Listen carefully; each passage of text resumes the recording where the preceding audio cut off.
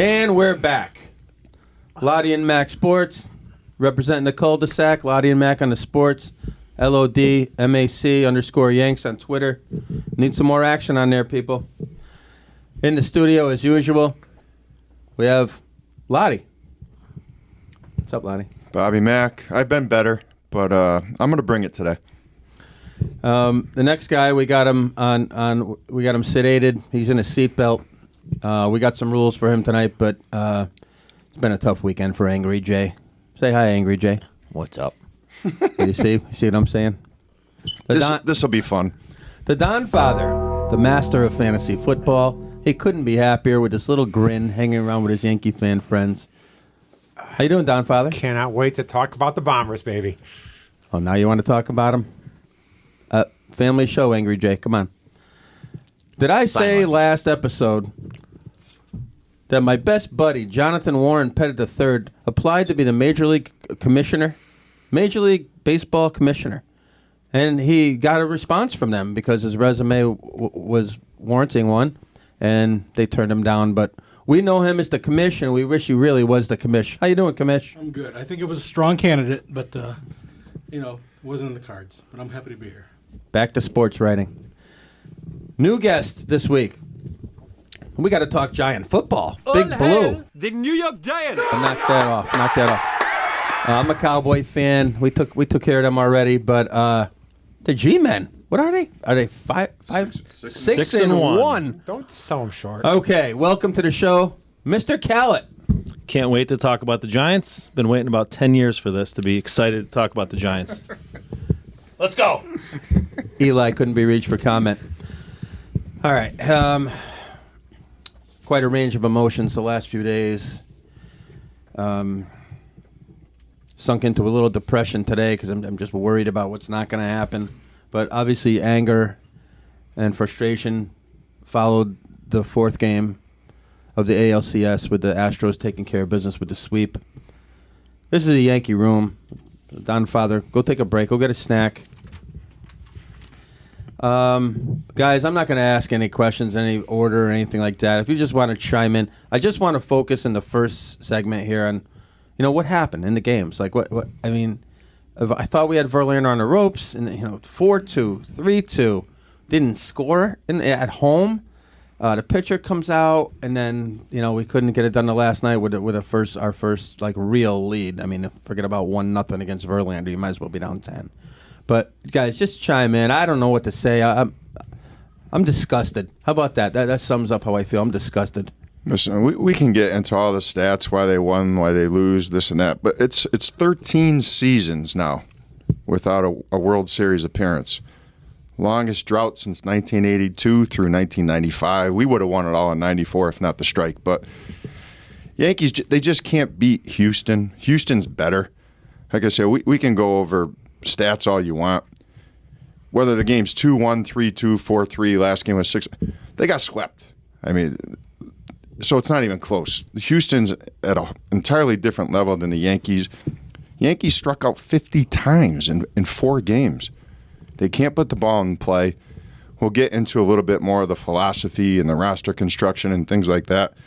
But if you can't hit in the postseason, you're not going to win games. Yanks batted 173 as a team this postseason. 173. I mean, it's unheard of. If they didn't have Bader, who batted 333 this postseason, or Rizzo, and even to a lesser extent, you could say what you want about IKS defense. It's awful. I can't feel. But he batted 278.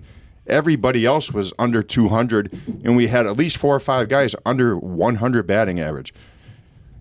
I thought the Yankee pitching staff was fine in terms of their starters. Bullpen, with the way Boone handles it, that's an entirely different story that we can get into. I thought the pitchers, for the most part, did their job. But again, if you can't hit, you're not beating teams like Houston. Well, Brian Cashman loves statistics. He's the resident clown, Ronald McDonald himself. The only numbers I know that should matter to really any Yankee fan are 4 and 0. Like we're not even close. Not even close. Into the same zip code as the Astros. Like we made excuses in 2017 about the garbage cans, and it was probably legit. 2019 we had some other excuse. Now the roof isn't closed. Like the gap is For baseball. it hasn't gotten closer. I mean, it's so wide now, and I mean, I don't. That's great with all the numbers that they use, and they make. They have a new lineup every day, and it's borderline comical. The only numbers that should matter in the series are 4 and 0.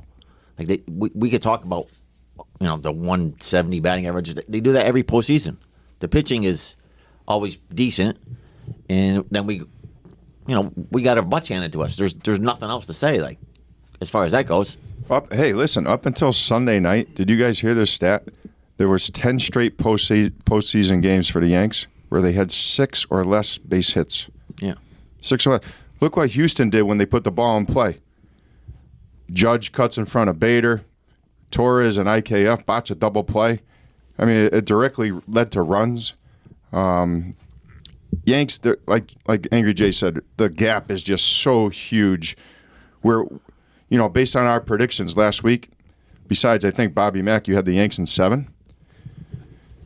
We all knew the Yankees were going to lose, but to be non-competitive and not to win a game, it's frustrating. Well, Commish, what'd you have it as? I had him in a sweep. I had him getting swept. Guys, Angry Jay had 5, I think, and I had 5. Johnny had 4. Yeah, the only number that matters is 4-0. The guy who applied to be commissioner and they didn't take him. The commission knew he wouldn't have a pitch clock. He wouldn't have like extra large bases so boys don't get to stub their fingers and toes on those big bad bases. Electronic umpire? No. Oh Electronic no! umpire. Strike. Hey, I hate to see the roof open for baseball. What a shame. Yeah. It's freaking baseball. Anyway. I don't know. I there was such a problem with their approach. The guys who put the ball in play, Bader, Rizzo. I know Rizzo's a power hitter, but he chokes up with 2 strikes. He puts it in master. play. Those are the guys that made the difference. You need those guys in the playoffs. The Astros put the ball in play when they needed to. We struck out too many times. One thing the Astros do now, the Yankees used to do, if somebody made a mistake, like us kicking ground balls like they're going out of style, like the Astros jumped all over. They killed us with that. They took advantage of it. We drop a fly ball, 2 runs. We walk a couple guys, they score. That's what the Yankees were great at, and no more. Well, did you notice when Bader dropped that ball, right? Cole turns to him and says, "I got you." Yeah. And the next pitch Was it goes the out of the very park. next pitch? Yeah, it goes out of the park. Well, we love Cole around these parts, but I mean, he does have a pinstripe neck brace for the bombs. I mean, he was so emotional. I think he's going to be I don't know about an all-time great Yankee because we're not going to win until there's major change. But I like having him as a New York Yankee. He really cares. He goes out there. He had all the strikeouts this year. He don't want to be in Tampa. He wants to be pitching, and that is kind of ironic. But that's what happens. I mean, I got you. That doesn't matter when the ball's flying out of the park. And then how about the opening night? We have the 1-0 lead. Who pitched opening night? Tyone. Got to take him out, though, after the double in the 5th, right? You have to take him out at 60-something pitches. Was it that night? Who Still hit the stretching 'em catcher? out. Who hit the catcher in the forearm with the 0-2 pitch? Was that Sevy or Tyone? Of Chevy. Okay, so again, another 4-2 2-run game, and we hit the 9 hitter, 0-2. Like in the old days when men were men, you could break up a double play and you jumped in front of a Rudy Stein, jumped in front of a hit by pitch. In the old days, if you gave up a hit 0-2, you got fined in the clubhouse with the kangaroo court. We hit the guy 0-2 in the playoffs, the 9-hitter. Can't you just throw it soft away, hard in, get it over with? I mean, he's gonna nub one to short off the hands. And anyway, what an epic failure. I have to spit out a stat, and I'm not a huge stat guy, although I can remember the days picking up the old Sunday paper and going through those stats and the baseball encyclopedia, like Angry Jay has said before. It's one of the best reads out there. You can't read it. You just flip to a page, look up a guy, and you study him for a couple minutes. It's not quite as utilized with the internet nowadays, but Glaber and Donaldson. Now, Donaldson is, for all of us, he's just a disgusting display of teammate competition and production combined into one. What typical disgusting display! Can you imagine sharing a Can you imagine having a locker next to this bozo? He struck out one night for the third time. The next time he works a walk, and he ran down the end of the dugout like he was Chris Webber getting announced for the Final Four against Carolina. He had a bat flip after the walk. What Come the on. heck? He popped one up miraculously one night on a 3-1 Broadway pitch, and he had this smirk like he knows more than everybody else, like LeBron, Dwight Howard, those types of guys. And well, what are you smirking about? You just blew another opportunity in a good hitter's count. Then he says, I think my at-bats aren't that bad. I've had some good swings. I've had worked counts. One night he was 1-2-3, 1-2-3 in a close game.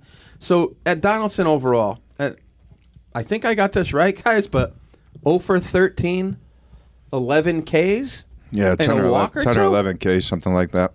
What the?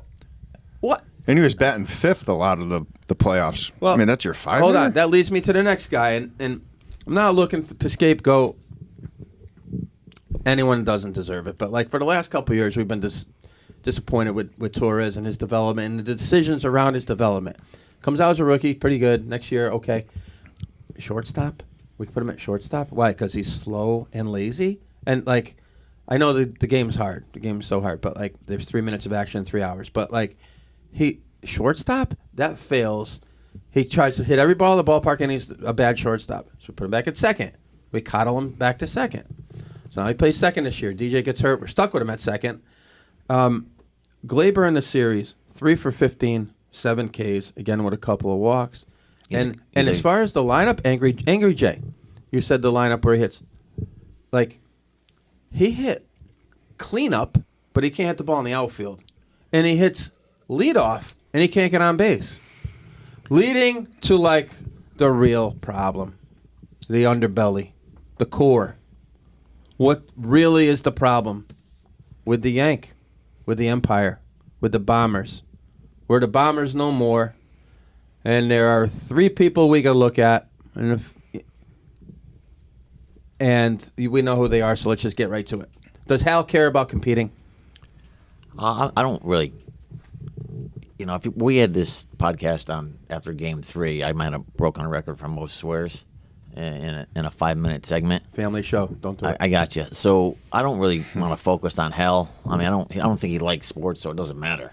And Aaron Boone's a clown. Like, you can second guess like a million of his decisions. To me, the whole thing is Cashman. Like, he was hired in '86 and has become the general manager in '98.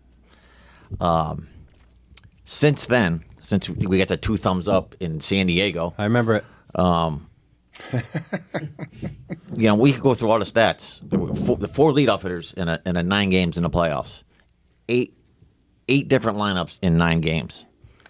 The Astros use analytics, and do you see them changing their lineup? Altuve bats first. They all use analytics. Yeah, so they got their core guys, and they play. We have a had new leadoff hitter. 3 different shortstops in the ALCS. Just in the ALCS. Wasn't Altuve Yeah. 0 for 22 at one point? They still kept him in the leadoff. Yeah, you know why? He's it a coming, good player. Jeff. He's a good player.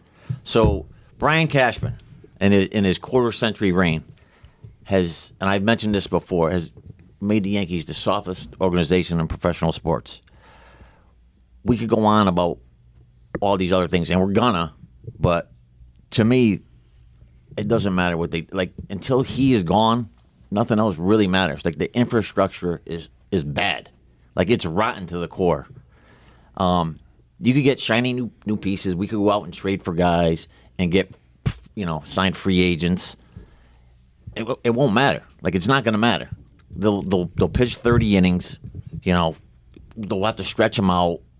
They'll be on pitch count. Like, everything. Like, they don't do any of the sexy things.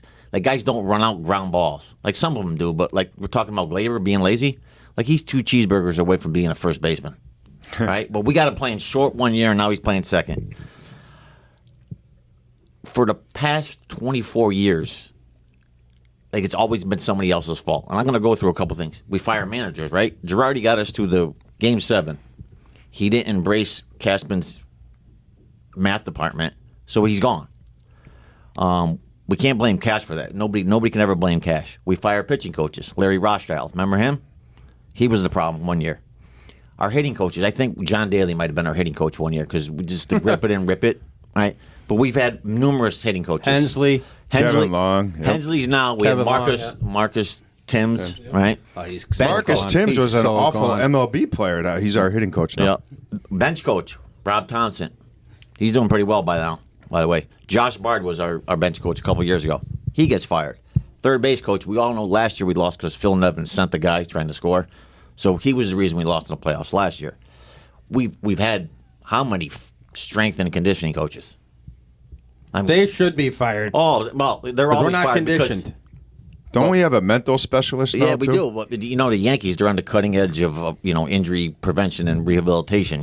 So I got to get into. So we have Aaron Boone, who manages for a tomorrow that never comes, and we have Brian Cashman, who GMs for a today that's just never good enough. We could get into player development. Remember the baby Yankees in 2017 when we were all excited, right? I'll even bet I was excited. Some of those guys are out of baseball. Bird. Yeah, Bird, Frazier. Sanchez, Frazier, all these guys. So it's been the same cycle for years. We build a team with players and we write them out until the numbers tell them they're useless. Does it work sometimes? Sure. But should it be the end all be all for the Yankees, whether they win or lose games? You could debate that for sure, because I'd like to. Well, Jay, can I step in here real quick? You guys always talk about Cashman and Boone and Steinbrenner. What about the players? You guys not once this whole time have mentioned the players. I just did. Judge hit 133. And Sure, he's sure. You Ron, guys are listen, talking about all the guys Don, making by the way, decisions. you're about to sleep with the fishes. I just mentioned if the guy Torres who hit hit Spurs- 200. You didn't mention Judge. Judge hit 133. It's coming. Surely, listen, we could. Who let this guy in? Who's swinging the It's bat? Yankee Who's show. throwing the pitches? It's the Yankee show. Hey, listen, baseball's been played for over 150 years. At some point, instincts have to play a huge role, not just numbers. Okay, for me, it's time to use that big brain of his, that big analytical ridden brain, and come to the realization that it's time for Cashman to go. All right, his ridiculous philosophy is the problem. He's been there since '98 as a GM. '86, he was hired. Jean Afterman, does anybody know who she is? She's been there since 2001. She's his assistant. Michael Fishman, the head nerd of the math department. he's the problem. He's been there since 2005. Tim Nehring, a Red Sox. I don't know why the hell we hired him. 2007. One good hire you have. Yeah, he's baseball ops. Damon Oppenheimer, 2001, in charge of scouting. Kevin Reese, player development. Really developing players well there, Kev. How many guys are homegrown that are on the roster? Judge? Did we run out of guys already? Nestor. No, he's been picked up a few times. Okay, what we are great at now is making excuses. That's all we do is we make excuses. And you make money. We make a lot of money, and we use the garbage of we made it to the playoffs. 2010 we lost in the ALCS. 2011 ALDS. 2012 embarrassed by the Tigers in 4 games. 2013 and 14 we missed. 2015 we got 3 hit in a wild card game. 2016 we missed. 2017 we all got excited. Right? We all got excited with they lost in game 7. I couldn't score a run there either. 2018 ALCS. 2019 was the ALCS. I'm sorry. 2020 we made it the hockey COVID tournament. We got in because Bubble. So we made it that year. 2021 we lost. We got embarrassed by the Red Sox, and again this year the ALCS. What was that? Yeah. So But now, speaking edit that out. of Red Sox, we use a videotape now to motivate our players. He's heating up. Hey, Cash, how about just going away for us? Angry Jay, I gotta jump in. Listen, He's I'm on almost fire. done. I told you guys back in June when we were winning a million games, don't get excited. I remember. All right? It's the same garbage over and over again. It's softness. We put guys on the DL. Nobody plays through anything. We changed lineups. We're not. They were comparing this team to the '98 Yankees. Like, really? No shot. Aaron Judge is the only guy that would have played. All Yeah, right? Bader would have been a defensive replacement. Yeah, I'll give you that. Yeah, sure. And Cole would have been like the 4th starter. Okay, Cabrera off the pine. The way they run and the way they handle the players is the problem, and will be the problem until Cashman is gone. It's that simple. We're going to talk about players. Like, I don't care who's back next year. I would like Judge to be back, right? Because he is the face of the franchise to me. He's earned it. I would love him to be a Yankee. For the first time in my life, I don't care if he goes somewhere else. I don't blame him. He probably has a better chance of winning if he goes somewhere else. And the other guy I would like back is Rizzo.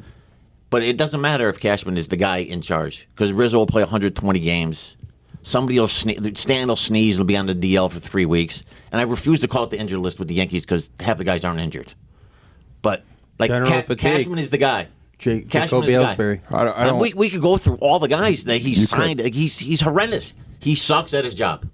Go away. The customers are always right. That's what we are, right? We're the customers. Good. That's very good, John. Yes. The product in the field stinks. I agree with everything. I mean, that was well documented what you said. The guy spent $4.6 billion since 2000. So to your point, Jeff, yes, the players are responsible, no doubt about it, when they're on the field. But look at the players that are on the field, though. Look at the left side of the infield. How are you winning with Donaldson and IKF? The catchers didn't get a hit in the ALCS. Just the over-reliance on the analytics. You got to find some balance. Look at the Astros. They don't re-sign Cole. Who do they replace him with? Valdez, right?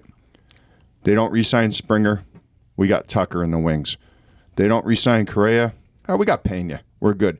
That's player development and knowing when to sever ties and not give these big contracts to your old stars.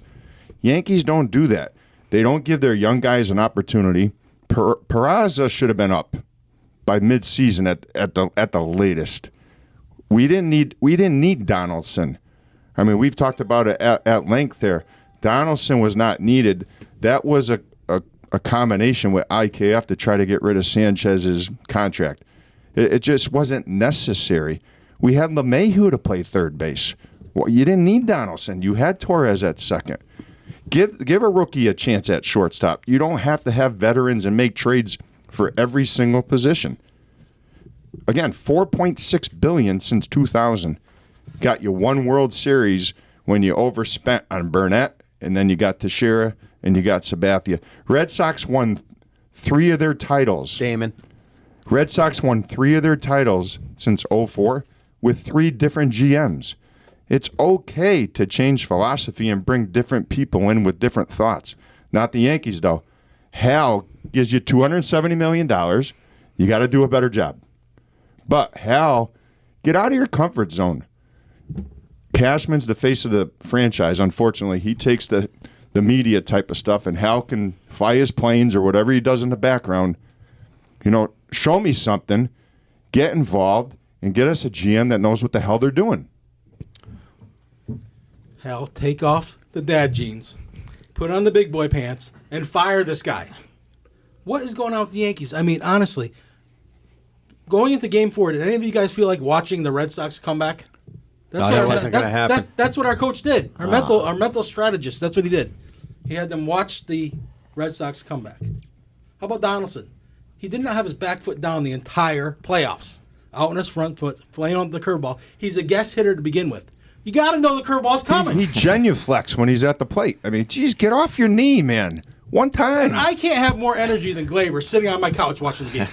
It just can't happen. Bobby Mack, I want to give you something real quick because I know you want to move on a little bit. How's this for player evaluation? Donaldson, Chapman, and Hicks combined, $56 million.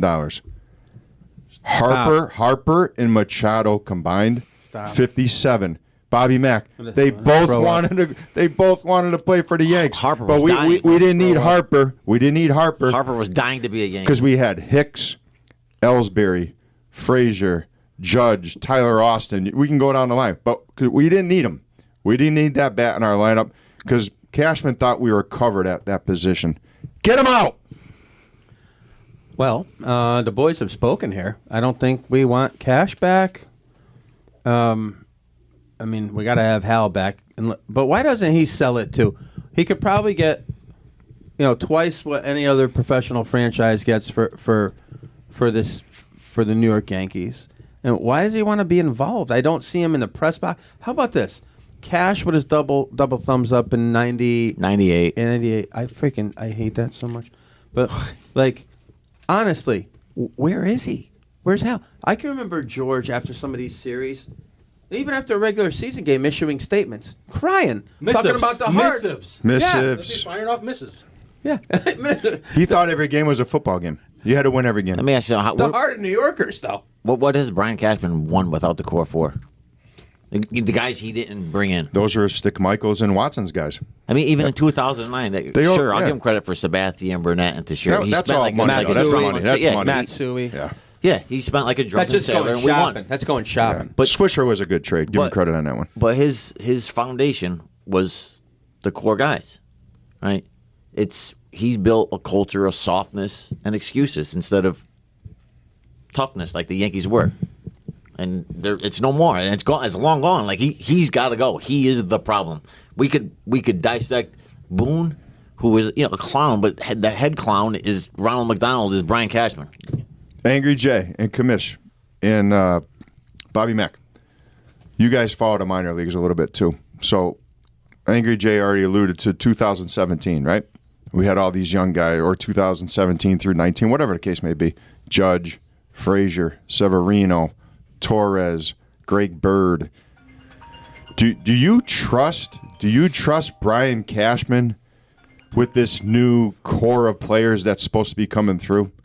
Now, they might be overrated, they might be underrated. You don't know until they swing a bat in the major league box. Cabrera, Peraza, Volpe, Dominguez, Wells, Sweeney. These guys are coming in the next year or two. Do you trust the evaluation, the assessment process of Cashman, Nearing, and all the underlings in the minor leagues in the front office? I don't trust them to make those decisions at all. They had an opportunity to make a big. They could have got Castillo. They could have got some other players in the Can't believe we didn't get in the middle Castillo. of the year, but they wanted to hold on to these guys. So if you're going to hold on to these guys, you better bring them up Play next the year. kids. You better bring them up. I don't want to see IKF at short, and I don't care what Donaldson's $25 million looks like for But, other teams. Steinbrenner would have ate it. They ate it with Ellsbury, right? They ate it to some extent with Teixeira and A-Rod. They basically stopped playing them. You got to eat these contracts if you want to get better, because if they bring back the same team, and I know we'll get into it later on in the segment and during the offseason, it's going to be the same old thing. And don't forget the WB Mason man. Carpenter, brutal in the playoffs. He was hot for a month. He wasn't ready. He wasn't ready. I know, but just, then don't play him. Yeah, play one of the young that's what I'm kids, put him in saying. there, right? No, nobody's ever. Kamish. The Yankees are. It just. Guy loads broke and his loads of foot. He didn't excuses. get an at-bat for 3 months, but we'll stick him in there. Kamish, I gotta say this though, watching the anemia every night in and night out, and you feel like you got a chance to get a guy who has had hits in the major leagues. Like, oh yeah, Carpenter's ready, get him in there. And by the way, I mean he was nowhere until we picked him up and he caught lightning in a bottle. But like, my thing is DJ. DJ was taking these stimulated crap at bats, and he said he was ready. And with the roster we got, DJ said he's ready. He's ready. He's 'Cause on when it. He's DJ's on the ready, roster then. he's Alexander the Great. Hey, DJ and Benintendi. Benny's huge. I don't want, this is revisionist history. It doesn't matter at this point. But if DJ and Benintendi are healthy, maybe the series goes in a different direction, because those are by far their two best, would you guys agree, pure baseball hitters. And to have them not in the lineup. Judge.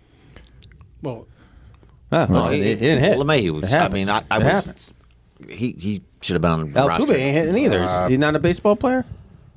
Lottie, to Well, answer no, I agree though. They Benintendi needed and those LeMahieu guys. put They the needed ball those in guys. play, Oh, no. man. I'm not saying we didn't need those guys. I'm just saying we can't not count Judge as baseball. He's about to make the biggest contract I'm ever. not, Judge is the 9 games in the postseason, small sample size for me. He struggled a lot during the playoffs. We understand that. They wouldn't have got there without him. They were a 500 team without him. So I don't want to kill Judge too much, and I know we'll talk about him in a minute. But DJ and Benny, we needed them to be healthy, and I think DJ could have played. First of all, who's healthy at this time of year anyway? But the Yankees, it's just their softness. It's literally their soft. Anybody that even remotely doesn't feel good, they don't play. Like, I don't know how you could just turn that on and off.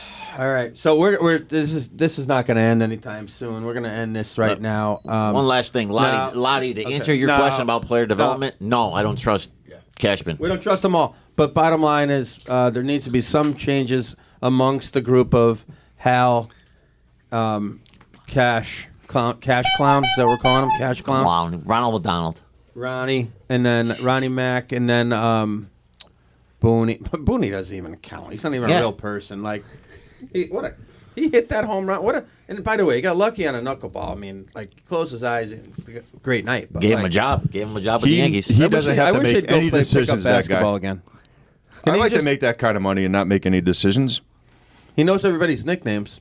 Anyway, guys, Dansby Swanson out there. I don't know.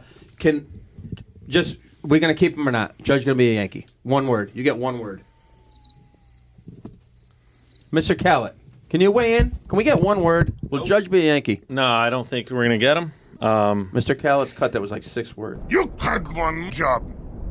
One job. I hate to say this as a Yankee fan, but the contract he's going to get scares me. Even though he's great, my daughters have his T-shirts. I love the guy; he's classy. But I think the Giants are going to pay him. They're not going to be outbid. Whoever, the Mets. I don't want to be eating the last 4 or 5 years of that contract. Also, he's never going to replicate this season. Never. No, it's From a health standpoint, here. it's basically impossible to do what he did again. But I don't care about eating years. Like, pay the guy. He's a Yankee. He should be a Yankee for life. He's a stud. He's the face of the franchise. And that's what you have to do when you sign guys to long-term contracts. You have to eat the last couple. Look at the Angels with Pujols, and you could go like the Angels are gonna have the same thing with Trout. Like, just charge more for parking. Hell, that's all you do anyway. Charge more for your like chicken 50 bucket. It's only $80 now to park, so I mean it can go up 82. I don't think he's coming back. I don't, and I said 8 for 320, probably the first or second episode we did. The one thing we don't know, and I know this is more than one word, Bobby Mack, but it needs to be. I don't. Does him and his wife want to be in New York? Does he want to go back home? Like, it's so hard to quantify that. The Yankees will give him a fair offer, no doubt about it, and they may even beat the best offer. But again, we don't know if he's going to be there. The thing that worries me is if he doesn't re-sign, attendance and season ticket, that's all going to plummet, whatever. But I don't trust Cashman and the the front office to replenish the roster in the right way if you lose Judge. So that's the thing that scares me more. If he's gone, they're so bad at making these judgments and assessments and evaluations on players. I don't think it's a loss that they're going to recover from. So do I hope they re-sign him? Yes. Do I think he's coming back? No. Well, there's another reason that Clown shouldn't be our general manager. Here's my thoughts on Judge. They should bring him back, make him captain, keep him here forever, but I don't think it's going to happen. I got to agree with Mr. Callett. He's a giant. They're going to throw him lots of money. You know, he could probably use a change of scenery after some of this stuff.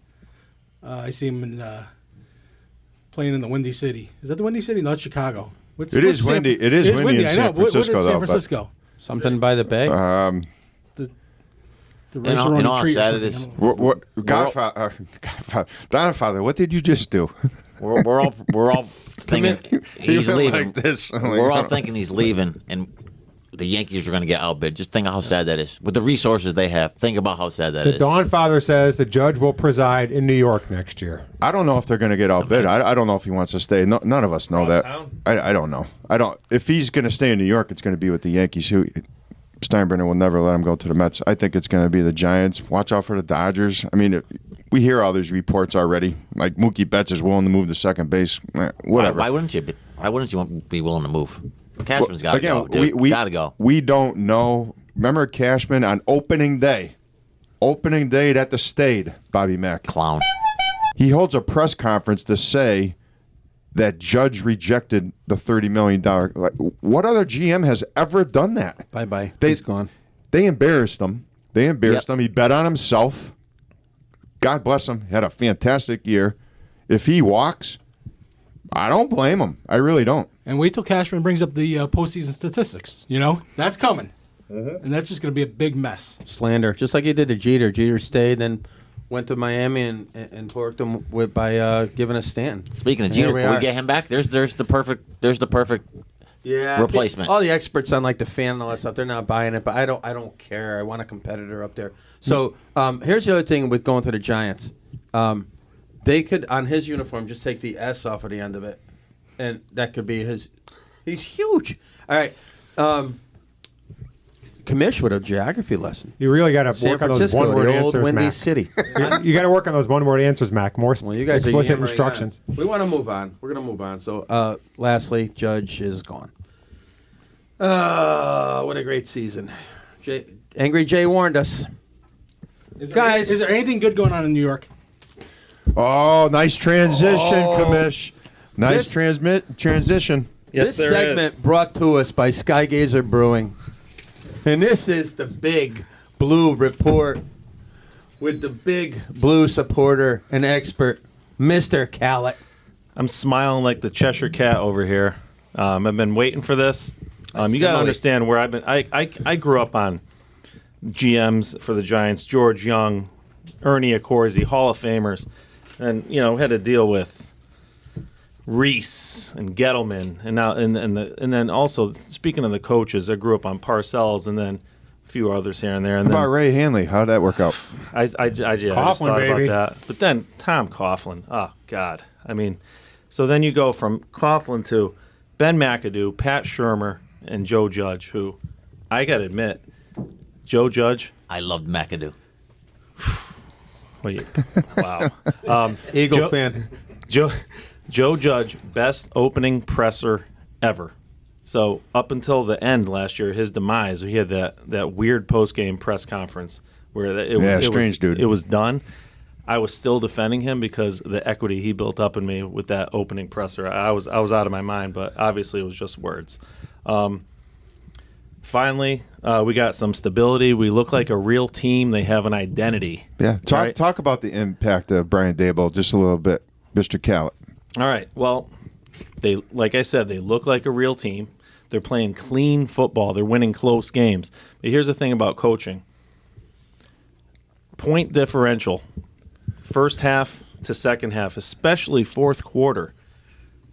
They're dominating fourth quarter. So what does that tell you? Good point. I mean, we are better at you than coaching. They're winning the chess match. They're winning the halftime speech, and the adjustments.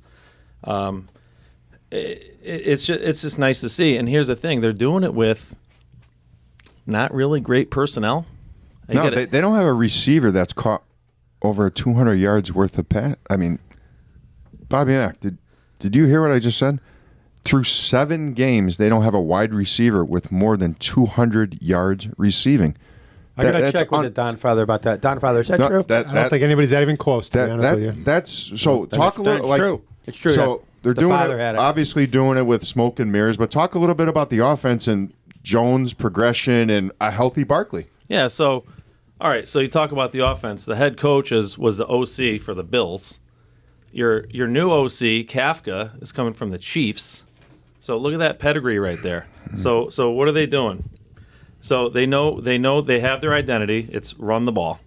All right, you got 2 people you're running the ball with, Barkley and your quarterback, Jones. So there's deception there. All right? And the other thing is teams are loading up the box, and they don't care. They're coming out second half. There was they come out. I hate when they grab the coach coming out of the locker room, and Daboll's like, Pam Oliver. "We're running." He's like, "We're running the ball," and Barkley might have something like 26 yards in the first half, and they don't care. They will commit to the run, and they're creative about it. So you got they scored on a double reverse in the red zone. You think Jason Garrett was gonna call up a double reverse? And if he did, would they execute it properly? There would have been a false start. There would have been guys not, you never see a receiver running the wrong route, and these are practice squad receivers. Against the Bears, Jones ran 2 naked bootlegs for touchdowns. I mean, how about, all right, just this past week, talk about coaching. How about not just Daboll and Kafka, talk about the offensive line coach, Bobby Johnson. Two starting linemen for the Giants go down. They bring in the rookie, Azudu. I don't know if I said that right, Azudu, and Tyree Phillips. And in the second half, they dominated the run game. Would they play? Jacksonville. Good with a good defensive front, Jacksonville. Hold on. Would they play again? So, speaking of, I did want to give you some props for the Cowboys. One of the guys that got hurt, Bredesen, the guard, journeyman guard. Did you see what Micah Parsons did to him in the Giants game? He just threw his shoulder into him and he fell on his backside. That was Parsons. That was one of the most stud. embarrassing things I've ever seen. Is he in the top 5 players in the league in Yes. any position? In terms of impact? Yes. Yeah. So with Mr. Cal, with Jones, he's healthy, right? Yep. He's got a coach that believes in him. You think he's a long-term solution? Because I don't know if in terms of free agency, who you get. You don't make trades for quarterbacks normally. And the guys that are like top 6 to 10 quarterbacks, those guys are locked up. You're not getting them anyway. As a Giant fan, diehard as you are, is he the guy? I'm not talking, not delusional with Super Bowl type stuff. Is he can he take the next progression? Playoffs? And is this the leader of your team for the next 5-6 years? What do you think? Playoffs? Look, I think with Jones, he needed to be in the right situation. Look at Week 1 against the Titans. He threw that horrendous interception in the end zone. What did Dable do on the sideline? He undressed him on the sideline. Yes. And what has Jones done since then? Made good decisions. He's taken care of the football. He's fixed his turnover problem. I kind of feel he runs it. Right. I kind of feel like the same way I felt about Eli. I don't need my quarterback to be an all-pro. I don't need him to be putting up crazy numbers like because Josh there's Allen. not many of those guys anyway. So you're saying Danny Jones is a first ballot Hall of Famer also? Is that what you're... What I'm saying is, I always ask this question: can we win with this guy? Can you win? Can you win big games with this guy? I think you can. He beat the Jags. Beat the Ravens. They took him down. Can you win with the guy? Does he have the stuff? Can he handle New York? Obviously, he can handle New York. Can you win with him? I think you can, with the right system in place, with the right coaching. And yeah, Now here's the thing: I'm a loyal guy. LT. I'm loyal. Carl Banks. Yeah. Pepper. Harry Reasons. Or Harry Carson's. Gary Reasons. I gotta say something else about Dable. I had to get this out there. Early in the season, he made it clear that like playing time is merit based. Everyone, we're wondering like, where's Tony? Why isn't Tony out there? Why isn't Galladay out there? Yeah. If you're not showing it, if you're not busting it in practice, you're not getting on the playing field. And I think that just resonates throughout the team. You can just see the way they're playing. I'll give you that. So I think... Would they make a bowl game this year if they're... You kidding me? Playoffs? Could they beat Georgia? Well, I'll tell you what. I know where you're coming from. I think they can't play beat in the Sun Cowboys. Bowl against Colorado State. I'm not looking forward to the Eagles games. What? I thought you were a big just Blue because fan. because Angry Jay's here, you don't have to don't bow let him down to him. intimidate you. The Yanks had a tough one for the last 13 years. So, obviously, as a guy that follows the Giants casually, not like you, I always feel like Jones and Barkley are connected, right? Barkley, what is his? He's healthy finally, right? Yeah. Is he sticking around, or is he going to get some bank? See, that's tough because it's a salary cap league. He's great, but how are you going to re-sign? How are you going to sign Jones? How are you going to sign Barkley to a second-year contract? Jerry Jones figured out how to do it with Zeke, but the Giants have a lot of key players on I'll their. trade you.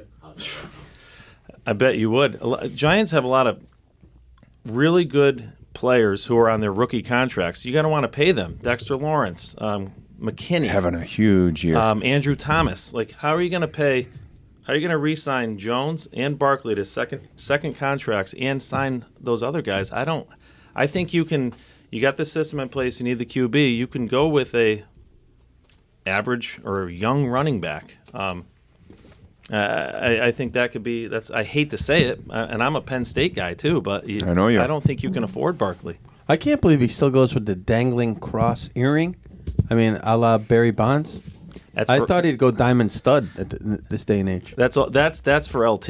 Remember LT used to have the LT. Is that what he's earring? doing? He's Yeah. honoring LT. I hope that's what I think. I hope so. So what do you think the new Overrated. the injuries this weekend? They lost 2 more guards this weekend. They lost Bellinger, who's been a really great tight end for him. How do you think they move forward without them? I know you can just plug and play, but eventually it's got to get to you. Yeah, this next man up. It's like it's coach speak in every sport, right? Giants are really showing it, but at what point does the dam break, right? I mean, even like I'm impressed. Even like you see a Dory Jackson go down for a series, they bring in McLeod, and of course, what do you do when you bring in a new corner? You throw at him. He's all over these guys. But yeah, at what point are you going to be running practice squad players in, and is that just gonna that's not going to work anymore? Luckily, after the trip to Seattle, we got the bye week coming up. Angry Jay, I want you to jump in there real quick in that seat. But I got one more thing for Mr. Callett, and obviously Don Father, diehard Giant fan. You guys jump in. Last week at Jacksonville, underdog. This week at Seattle, underdog. I mean, I know the odds makers put a big emphasis on home and away and that type of stuff. Giants are 6-1. Lack of respect still around the league? Yeah, I mean, I think that's turning a little bit with each win, but I also think that's deservedly so. I mean, you got to look at what they've done the last few years. It's more, it's like here, let's see, are we for real? Show me. I like it. I want to be underdogs. I saw Stephen A. put out his top 5 this today. I didn't want the Giants to be in there. Yeah, they're not going to get the line. They can play the Cowboys right now at home, and the Cowboys would be a favorite in New Jersey. I mean, I guarantee you they'd be a field goal favorite if they played New Jersey right now. And you know what? That really doesn't matter to me, it doesn't matter to Daboll either. He's when he says it, he really means it. Let's trust the process. Let's just keep going, keep trying to improve what's wrong, and trust the process, and let's not worry about wins and losses right now. Because really, it's hard to say this about a 6-1 team. They're in a rebuild. As a diehard Eagle fan, I think we're a little bit overrated, to be honest with you. I know we're getting all the notoriety. Like everybody's like, who could beat the Eagles? They're a little more. I don't know. I guess flashier because they have like a little bigger guys are a little more household names now. But what the Giants have done, their defense is good. Like it's legit. I think. Yeah, the NFC it's legit, right? What happened to the AFC Western? The unbelievable. Like how good is the NFC East now? If you look at the right. Cowboys, Eagles, and Giants. Well, that was my next thing, and I'm glad you guys are all here. NFC, kind of wide open, right? Like Green Bay down, Tampa is down. I don't think it's open. I think it's the NFC East. That's what I'm saying. One of these teams could really make a move in the postseason. Wouldn't it be great for a Giants or the Eagles? Not the Eagles, no. But yeah. I mean, none of us like Dallas here. I'd hate to see them go deep, but wouldn't it be a fun story to see the Giants make a little bit of a run? I could definitely see all 3 teams making the playoffs. I mean, and also, anything that might transpire here before the trade deadline? I mean, you saw that Jerry Jets Jeudy picked up a running back today. I mean, it happens. Jeudy was supposedly in one of the New York airports today. If you listen to reports and follow that kind of stuff, but I don't know if he's like the guy that's going to elevate. Stop reading my notes. Oh, was that in your notes? Wow. Larry Fitzgerald's still in the Eagle in Philadelphia airport. Fitzy? So, yeah, they've been talking about that for 20 years now. But I think the Giants are a great story. The NFC East is a great story. Like even Washington, they got away from their quarterback, right? I mean, he's hurt again. He's hurt. That's not an awful 4th place team in the league. It's just there's a lot of tough games in that league. It kind of reminds us when we all grew up in the 80s, right? Every weekend was going to be a bloodbath with Dallas and Giants and Phillies and the Skins at the time. But I kind of feel like that blue collar conference is coming back. Yeah, and with this coaching staff for the Giants, it doesn't feel like smoke and mirrors. Let's get Pat Summerall and John Madden. Get some of these games going. Come on, nothing like it. Giants tackle. Not a lot of penalties. They're fundamental. Again, their talent is not off the charts. Imagine this team in a couple years if they keep progressing and you give this guy a little bit of skill. And Dable, he seems like a master motivator. Guys want to play for him. How about Wink Martindale? Leading the league in blitzing. It bites them sometimes, but my goodness. They're aggressive. They lay the wood. They're aggressive. They bring the heat. Yeah. Like they don't miss tackles though. No. Every game I watch, they're sure tacklers. That's a big part of football that's underrated. And that's at every level. The line, the Crowder and the linebacker position just killing people. He knocked Derrick Henry off his feet. That's listen. Let's go Cowboys. Don't let Bobby Mack intimidate you. Last thing, Mr. Cowett. Favorite all-time player? I know who it is. That's a layup. You used to wear the number 56. McConkey. You used to wear the number 56 around town. Tell us a little bit about your guy. I still have multiple Lawrence Taylor shirts that I wear sometimes. He was ridiculous. Central Connecticut he might need campus to borrow used to one. have it. He was, first of all, he's still alive. With all his legal problems, he's still being honored by the Giants. I love it. He's above the law. Is he going to catch another pass from Sims at halftime this year? Oof. Or how about that wrestling match he did? Poor LT. But yeah, he was the best. I mean, it's not even debatable. The best defensive player ever. There's a guy in '92 in Philadelphia. Reggie White argument is out there. For, He was for that good. 1 year, But White was tough. Yeah, I don't think it's debatable. He was ridiculous. I met, just a story for Loddy and Mr. Cowell, I met Lawrence Taylor at the Farms Country Club where in Wallingford, Connecticut. My sister worked there. Lawrence Taylor was playing in a golf tournament because he had the Walter Camp Foundation. My sister called me. She said, you got to come here and you got to meet him. He's on the first tee. I went up there, got a picture with him, got an autograph. I'm like, you a good golfer? He goes, you think I can hit a quarterback? He goes, wait till I hit a golf ball. And he hit a golf ball, and it went so far. And he dropped his club, and I can't say because it's a family show. He goes, look at that. Just dropped his club, walked for the caddy to pick it up, and that was it. Well, if the pro at the Farms, my last skipper as a baseball player, Jim Hanlon, were to hear that language on the golf course, they'd kick his out of there. But anyway, yeah, LT was awesome. Like I remember in college, and not to be like the young, like jerky type of guy, but like we used to go up in the old VCR days after dinner. Johnny, you remember this? The commish, I mean. We used to go up after dinner and rewatch him and Theismann over and over and over again. I don't know what was it about Theismann that made it like at least entertaining to watch. I can't call it fun, but maybe it was the one bar face mask. I don't know. You know, the fact I couldn't tell the difference between him and the kicker, Mark Mosley. I don't know. But LT knew it right away, and he called for help for the quarterback. It's like watching a Saw movie. Yeah. No kidding. was nasty. Mike Tyson highlights. Yeah, You know? just like that. Yeah. LT was a beast.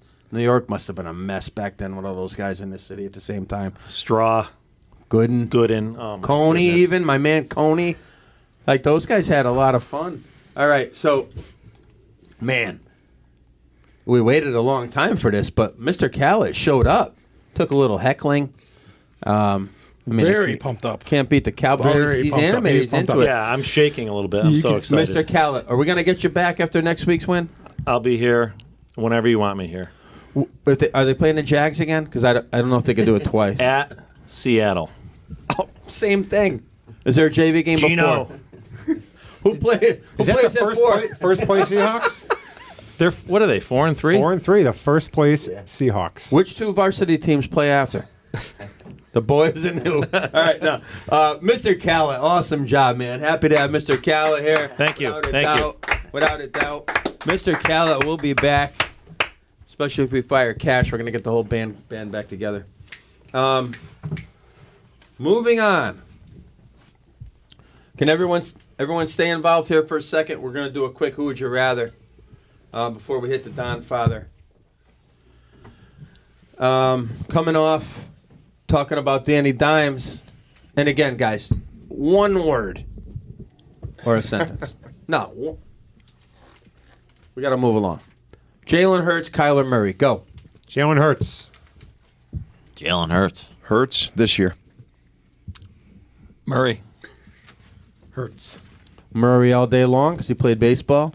No way Hurts can hit the curveball. Angry Jay's now big Hurts guy. He's telling me for the last year. Oh, the quarterback stinks. Yeah, The why'd they quarterback- draft that guy? Down Murray. Quarterback stinks. Quarterback. We want Folk back. All right, we're gonna go 1980s pitchers versus some of today's guys. Oral Hershiser, Kershaw, same team. What you got? Kershaw. Kershaw. Hershiser, big. He was the dog in the big game. 1988 Hershiser. Yeah, I'm gonna go playoff Hershiser. The Bulldog all day. Angry, wrong again. Hey, you know what? Oh, here we go. Hershiser, big Eagle fan, baby. Kershaw. I thought we were done with. I All right, thought so we we were agree done it's with all that. Kershaw. Yeah. All right, Fernando Valenzuela or Chris Sale. Just trying for similar type guys, lefty slingers. As a Red Sox fan, Fernando. Chris Sale. I'll take Sale in his prime, absolutely.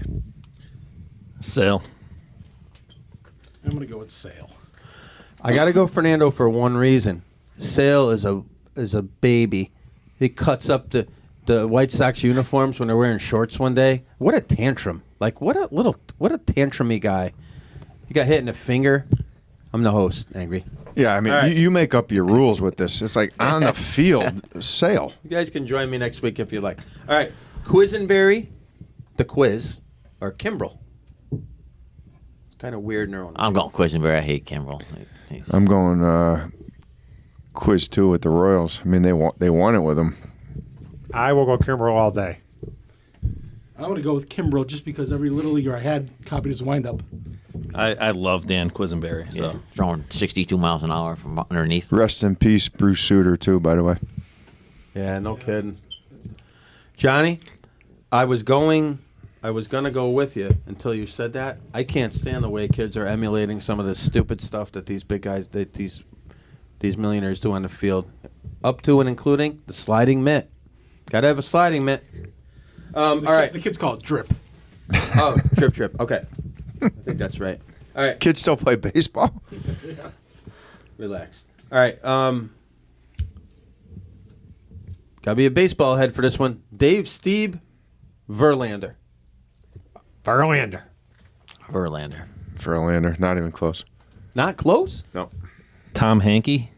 Dwayne Ward. Verlander. I'll take Verlander. I gotta tell you, in that spot, I wanted Clemens or Gooden. They kind of ruined their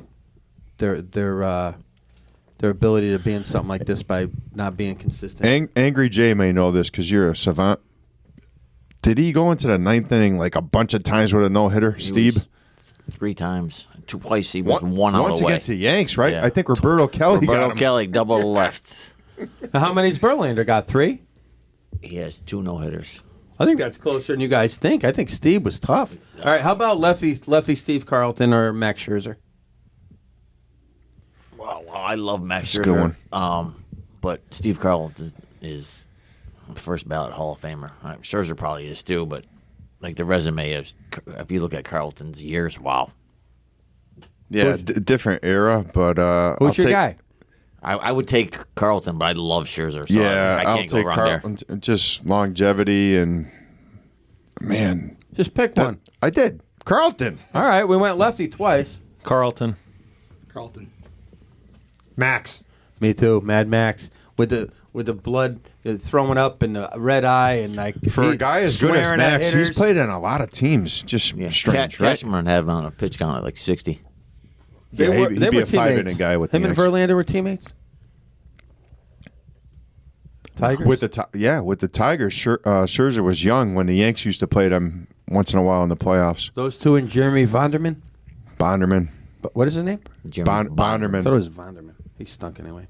And he couldn't fit the Yeah, they he beat couldn't us fit 4-0. the letters on his shirt. You And know only who- one guy can do that. Hey, Concepcion. Kenny Rogers mowing us Kenny down. Rogers mowing us down. I'll never forget. I won't forget that game. Who was the guy that threw 100? The reliever they had. Oh, Hurt his arm. Zamaya? Valverde. No, Joel Zamaya. Oh, Zamaya. Oh, yeah. Yeah. They had the big I think train they had too? Valverde on that team Dontrell? too. They have the D train. They did. After he was with the Marlins. All right. You could go to one game at this venue and all that comes with it. You could go as early as you want, stay as late as you want. You could get your sausage and peppers outside. Or you can go to Cubby Bear, Wrigley or Fenway. One afternoon. Go. Fan. Wrigley. I don't know that dump at Fenway. Jeez. I never been to Wrigley. I do enjoy Fenway, but I'm going to say Wrigley just because I got to get there. It's a dump. Your seats are sideways. Never been to Wrigley. I love Fenway. Same thing. But I'd say Fenway just because I know it. I 100% have to go with the Windy City. Oh, San I Francisco. thought the Windy again. City was San Fran. I did too until about 5 minutes ago. You learn everything on this podcast. I hate to say it, just because I'm disgusted and discouraged with the whole Yank situation. I grew up going to defense with my parents and love those sausage and peppers outside. Go to Fenway all day long. Cask and flagon. Ask my God. this Brian Brian place is Moslak about unbelievable. the cask and flagon. Old stadium or new stadium? Not even close. Oh, my God. Old. Right on. Fans right on top of the field. New, you can get sushi, man. Come on. Typical Don Father. I want the old stadium rebuilt, and I want to tear the new one down because Cashman's in charge of that place. At least the old stadium, they had people sitting behind the plate, So I'll take that. Not on their phones. No. Yeah, Mr. Callett. sentimental, old stadium, 96 opener in the snow. Let's go. Was I with you? Oh, yeah, dude. For the amenities and the just overall look of the building, I want to go new, but the Stade, dude, the Stade rocked. Yeah, The they've Stade got lost it their done. home field The Stade advantage. got it done. All right. Bobby Mack, real. Do I have 10 seconds? Go. All right. So I was at the 2001 World Series when Tino hit the home run and then Jeter won it in extra innings. That place shook, and I'm telling you, the place was buckling. And then you went to the 90. We all went to the 95 wild card, going through those concourses Oh yeah. when they were yelling sweep and Yankee baseball. Nothing like the old There was stadium. nothing like walking out and seeing the field. How about the guys playing Notre Dame theme song on like buckets or whatever? Homeless guys. The overpass. they were great. The overpass. Whatever money I had left, it was in there, dude. I love those. You guys. had no money left, man. You had no money left coming out of there. All right. Remember that year we had a bunch of ones after we No. scalped a few? Unfortunately, no, I don't remember that day. All right. Guys, non-sports for 1 second. You get a 3-4 hour window. You could watch one. Goodfellas or Casino? Goodfellas. I got to say Goodfellas all day. Commish, going old.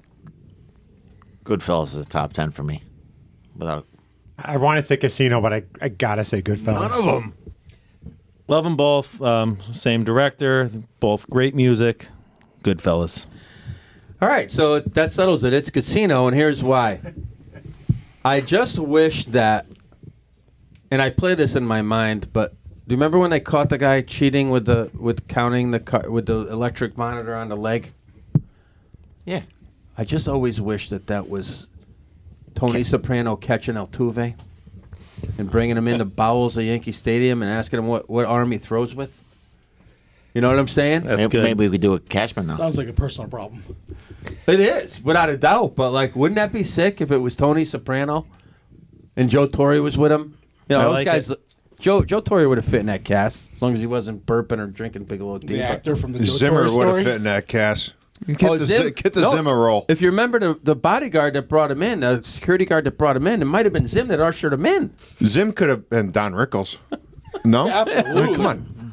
Yeah, he was in that, right? That's what Yes. I'm talking That's what I'm about. talking about. Zim could have made All that. right, so it's Casino. All right. Whew. Don Father, let's talk football. Finally, get off this Yankees labyrinth we've been stuck in for the last God knows how long. Cashman's got to go. All right, let's start Stay hot, with Cash. let's start with the observation, folks, and the Don Father's dumpster fire of the week: the Tampa Bay Buccaneers. I mean, good God, 21-3 to the Carolina Panthers minus CMC. That was unbelievable. Worst, most disappointing performance I've seen in years. Makes me want to get a double scoop of avocado ice cream. You see the first play of the game? No, I didn't. Mike Evans dropped a Oh, I've seen the replay. I didn't know that was 75-yard touchdown pass right in his hands. I mean, Tough break. They're in a bad spot. And all the announcers keep saying that could have changed the complexion of the game. I don't agree with that. I don't think the Panthers were going to do anything different down 7-0. But it is what it is. It was just a horrible game. We all saw Evans drop that touchdown pass, and then you see the referees asking Mike Evans for his autograph down in the tunnel. One note for the fans of this podcast: don't bother us for autographs when the show is over. I mean, there's a reason why Mac parks at Loddy's house. He doesn't even want to walk across the street because too many people are bothering for autographs. So let us get home. Bother us the next day if you need to get autographs. And apparently, he was giving Mike Evans his cell phone number for the Golf Pro. That was actually what came out today. Wow. Unbelievable. A couple other notes, like where are the rookies? Guys, where are the rookies? Last year, all we talked about was Trevor Lawrence and Zach Wilson and all these other quarterbacks and running backs, and they come start dominating the league. Name me one rookie quarterback who's had a good game all season. I can't do it, not quarterbacks. Kenny Pickett's the one that's playing, and he's not even doing good. Willis doesn't even. Does he get on the field? He may play this week because Tannehill's a little banged up. They're not sure. But I love the rookies. The rookies are great. The only rookie from a fantasy perspective you care about is Breece Hall. And guess what? He's out for the year. Olave. What, for the 12? Saints. Running back. You're good calling, you, Jay. I had my running back notes. You're correct. Breece Hall out for a year now, maybe 14 months with an ACL. That's terrible. Awful because he was the most exciting rookie we have in the NFL right now. Yeah, the receivers are good. I mean, Olave's been great. Garrett Wilson had a couple good games ever since crazy enough they benched Flacco. He's kind of disappeared a little bit, and the Falcons decided they just don't like to pass. So Drake London has been in Kyle Pitts land right now, not doing anything. So again, the rookies stink. But one cool thing about football this year is the trades. You asked me 5 years ago, trade deadlines. Nobody ever talked about NFL trade deadlines, NBA trade deadlines, and Major League Baseball, the hot stove. That's all you ever talked about. Frankie Montez. Up until what? Hell of a pickup, Cash. Stay hot, buddy. McVay last year. Nobody ever talked about trade deadline. All of a sudden, it's like a big thing. So the second we left this podcast last week, I know Mac remembers, I called him right away because I heard it on the radio. CMC's been traded to the Niners, and me and Mac happen to have him in a league. I have him in 2 other leagues, and I think I happen to have Jeff Wilson in like 4 leagues that I'm in. So he's now fodder. He's waiver wire. Get rid of him because even when Mitchell comes back in 2 weeks, he's the backup. Jeff Wilson's garbage. There's a reason beginning of the year Mitchell was starting. Not Jeff Wilson. As soon as he's back in 2 weeks, drop Jeff Wilson. He's nothing. Mitchell might be garbage now, too. There's a reason why they traded for CMC. They don't like Jeff Wilson. Like, they just don't like him. It's the same thing, folks, or if you saw it today, James Robinson, traded to the Jets. The Jets, everybody kept picking up Michael Carter. They're going to get Michael Carter. If the Jets liked him, they wouldn't have drafted Breece Hall in the first round, and they wouldn't have traded for James Robinson.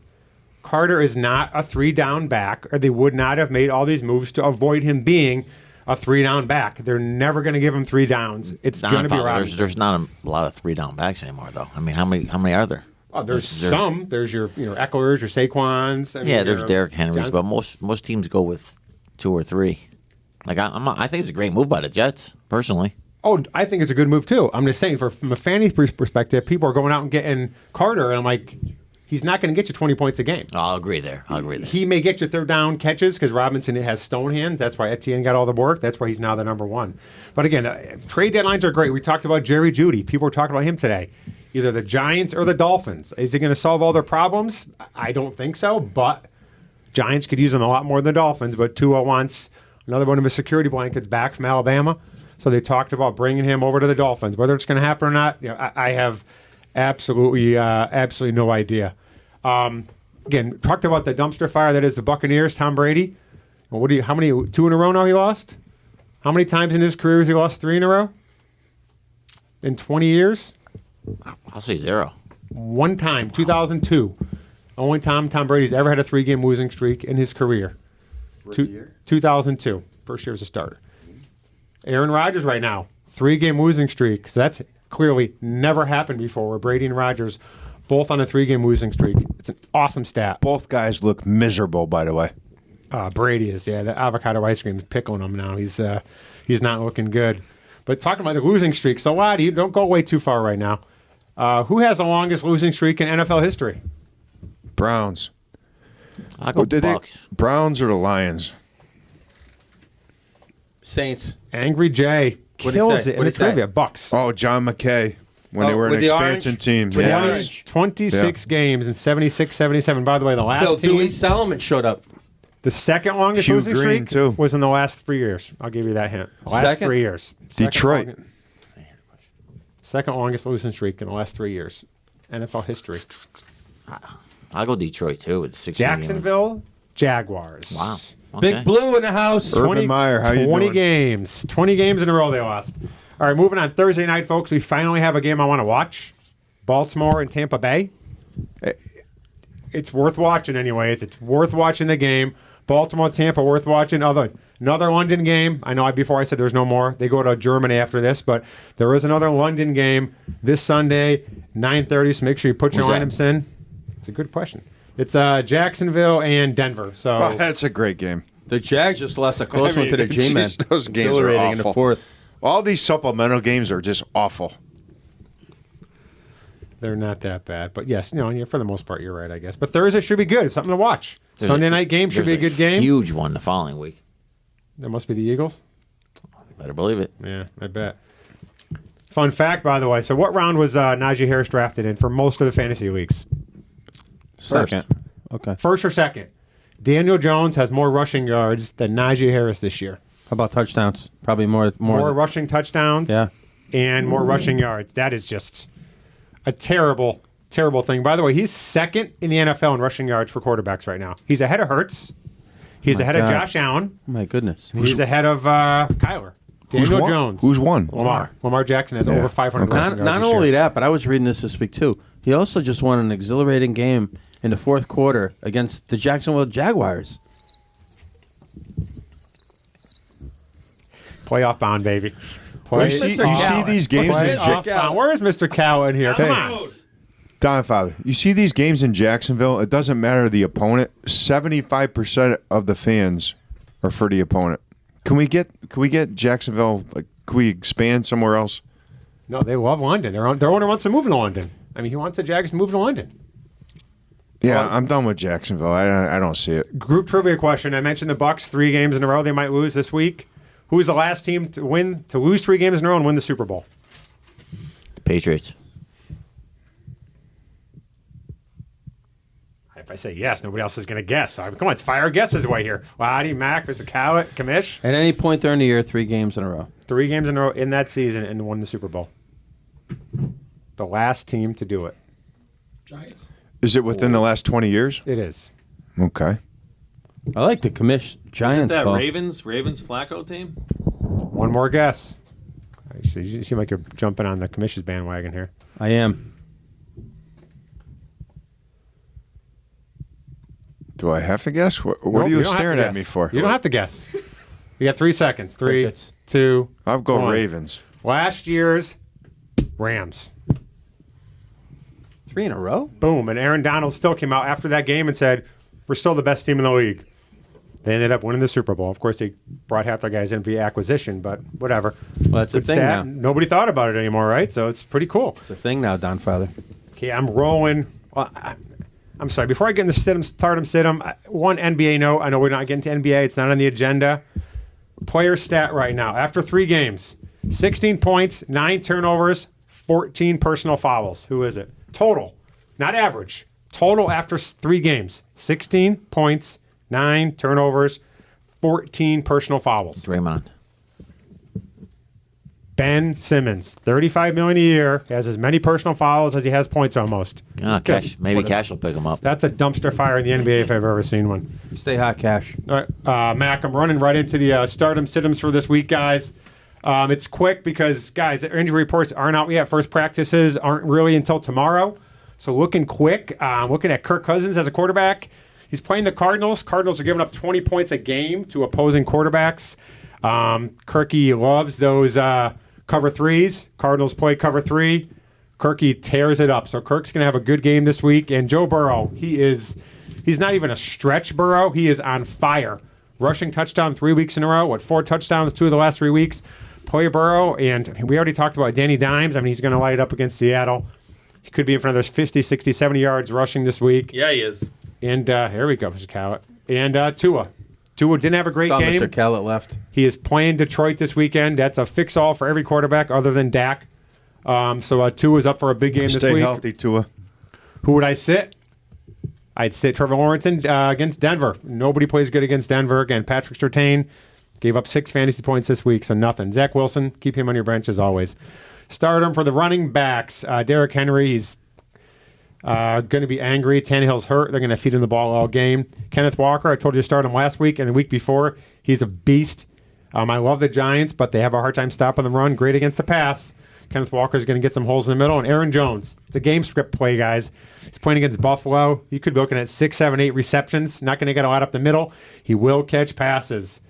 Sit him. Gus Edwards, people are jumping on the Gus Edwards bandwagon. He's playing against an angry Tampa Bay team this week. Gus Edwards is not a 3-down back. He's not catching passes. He's not going to light up Tampa Bay. He might score. He might get 30 yards and a touchdown. Big deal. Najee, he's a dumpster fire. Keep him on your bench all year. Zeke, whatever, sit him against Chicago. He got lucky. He played against Bad News Bears, Detroit Lions last week. Wide receivers, start Waddle and Tyreek against Detroit. Detroit can't stop anybody anywhere other than CeeDee Lamb. Chris Olave, you mentioned it before. He is on fire. He's playing against Vegas. Keep him in your lineup. Sit him. Jacoby Myers against the Jets. Sauce is guarding him. Not going to catch anything. Christian Kirk. Got Patrick Surtain guarding him. I'm telling you right now, Kirk is not going to get over 60 yards. He's not going to score a touchdown. So keep him on your bench. Last note on tight ends, by the way.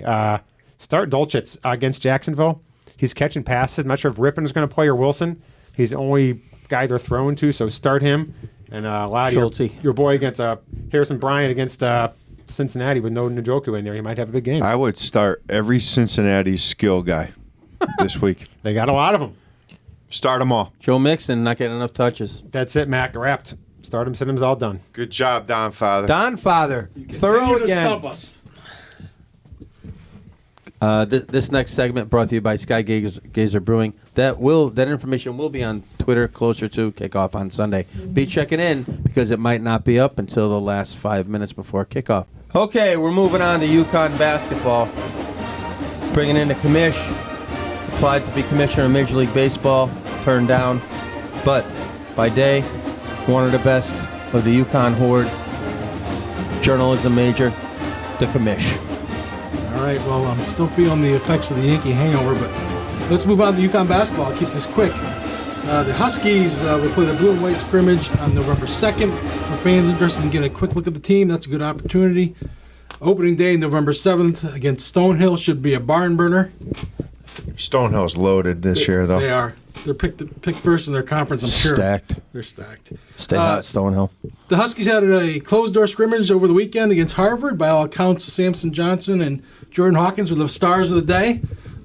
Samson's going to give him some minutes. He's 6'9", 250. Hoping for good things out of him this year. He got some play last year, and we're hoping for a big year from him. We're rooting for another big guy. Yeah, well, looks like Donovan's gonna play, especially now that Andre Jackson's injured. They talked a lot about going 4 out and 1 in, but it looks like they can try to play those guys together. Sonogo says that Donovan's look good, just needs to work on his defense a little bit. We'll see what happens there. As far as Rutgers fans, we like to talk about Rutgers in this town. Steve Peichel coaching the team. Rutgers is going to play a scrimmage against Fairfield on Sunday at 1 o'clock at the Rack. If you're interested in catching that, that's for the Eric LeGrand Foundation, which is a good cause. Great cause. Absolutely. As far as off-the-court news, is what's really been the highlight or low light, I should say. Ben Gordon arrested at LaGuardia Airport for slapping his son. Oh, Benny. I worry about Ben. I worry about him.